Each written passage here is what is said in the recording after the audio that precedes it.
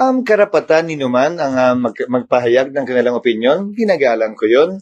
Subalit tulad ng sinabi ko sa aking talumpati nung nagdaang Lunes, Korte Suprema lamang ang pwede magsabi kung ano ang legal at hindi, kung ano ang constitutional at hindi.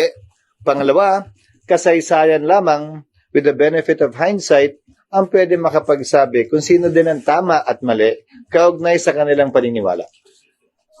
Tulad ng binanggit ko mula nung nagsimula ang impeachment complaint noong Pebrero, kung walang TRO, magpapatuloy kami. Kung may TRO na iniso, i-bring up yan sa impeachment court at pagpapasahan.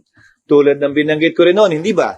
May 2 pagkakataon na nag-issue ng TRO ang Korte Suprema kaugnay sa impeachment proceedings. Noong panahon ni dating Chief Justice Davide impeachment, may TRO laban sa Kamara na hindi sinunod ng Kamara.